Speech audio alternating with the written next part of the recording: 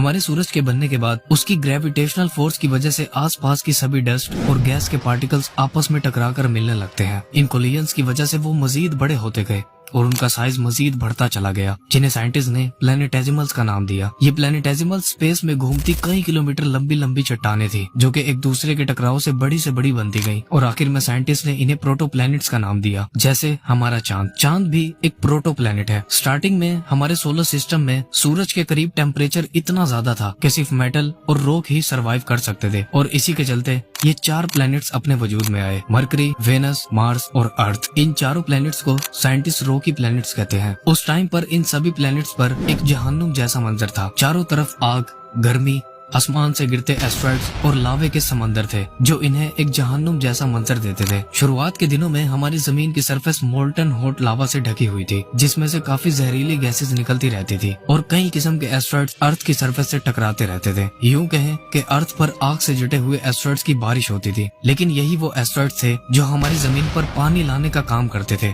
जब ये उस सोलर क्लाउड से निकलकर हमारी अर्थ पर गिरते थे, तो उनके अंदर आइस क्रिस्टल्स होते थे, जो हजारों सालों तक हमारी अर्थ पर पानी लाते रहे। वो एस्ट्रॉइड जमीन पर गिरकर तबाह होते गए और उनके अंदर का पानी इवेपोरेट होकर बारिश बनकर बरसा। ये सिलसिला हजारों लाखों सालों तक अर्थ पर चलता रहा। जमीन बारिश और इन एस्ट्रॉइड से निकलने वाले पानी से ठंडी होने लगी और जमीन के ऊपर की सरफेस ठोस होने लगी और साइज में काफी बड़ी हो गई। ऊपर की सरफेस ठंडी होने की वजह से सारे हैवी मेटल्स जैसे आयरन और निकल वगैरह अर्थ के कोर यानी सेंटर में चले गए। साथ ही सोलर सिस्टम के अंदर इन चारों प्लैनेट्स के अलावा सन की ग्रेविटी के चलते गैस और डस्ट से मिलकर प्लैनेट्स की फॉर्म में आते गए, जैसे जुपिटर, नेपट्यून और यूरेनस, जिन्हें साइंटिस्ट गैस जायंट्स के नाम से भी बुलाते हैं, क्योंकि इनका ज्यादातर हिस्सा गैसेस और डस्ट के पार्टिकल से बना है। साइज में बड़े होने की वजह से उनकी ग्रेविटी अर्थ के मुकाबले काफी ज्यादा थी, जिसकी वजह से जो एस्ट्रॉइड स्पेस में घूम रहे थे वो अब अर्थ पर गिरने की बजाय इन गैस जायंट से टकरा जाते थे, जिससे अर्थ पर एस्ट्रॉइड्स गिरना बंद हो गए थे।